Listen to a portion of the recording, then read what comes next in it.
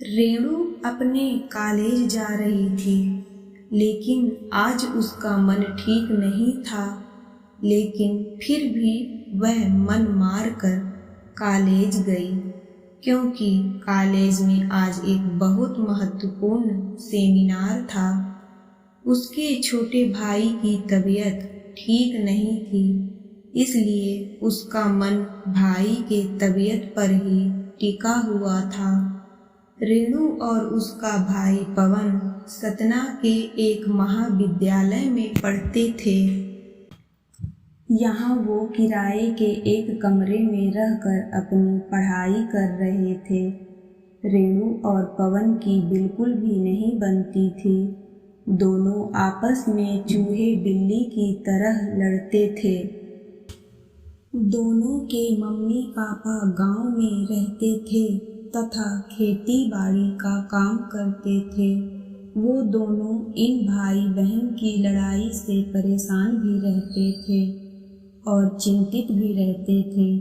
लेकिन पिछले कुछ दिनों से पवन की तबीयत ठीक नहीं थी, इसलिए दोनों के बीच लड़ाई का कोई कारण ही नहीं था।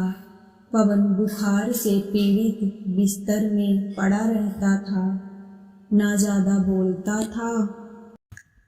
रेणु हमेशा गुस्से में पवन के मर जाने की कामना किया करती थी, पर यह सब वह गुस्से में कहा करती थी। रेणु को सब कुछ व्यवस्थित तरीके से चीजें पसंद थीं। पवन एक तो घर में सबसे छोटा और लाडला था तथा लापरवाह भी था, जिसकी वजह से कमरे में चीजें यहाँ से वहाँ अव्यवस्थित कर दिया करता था और रेणु की कई काम की चीजें गुमा दिया करता था, जिसकी वजह से दोनों के बीच में लड़ाई हुआ करती थी। कई बार रेणु गुस्से में पवन के लिए बुरा भला बोला करती थी। एक बार रेणु का पेन नहीं मिल रहा था, जिसके बाद दोनों भाई बहन की जमकर लड़ाई हुई। बाद में रेणु गुस्से में कहती है कि भगवान, ये मर क्यों नहीं जाता, मेरा जीवन बर्बाद करके बैठा है। गुस्से में ऐसी बातें वह कह गई, पर बोल दिया करती थी। पवन ये सब सुनकर मुस्कुरा देता और बहन को चिढ़ाकर भाग जाता। भाई बहन का प्यार क्या होता है इन दोनों को नहीं पता था, लेकिन जब से पवन की तबीयत खराब हुई थी, रेणु को लगता था कि उसी के अनाप शनाप बोलने की वजह से पवन की तबीयत खराब हुई है। इसलिए उसे अपने ऊपर भी बहुत गुस्सा आ रही थी। वह एक समय अपने भाई की पूरी मन से सेवा कर रही थी, जिससे वह ठीक हो जाए। इसके अलावा अब वह भगवान की पूजा भी करने लगी और कॉलेज के बगल में हनुमान मंदिर में जाकर अपने भाई की लंबी उम्र के लिए प्रार्थना करती।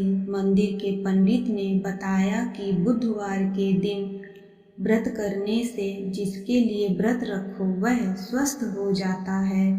यह सुनकर रेणु ने बुधवार के दिन भी व्रत रहने लगी।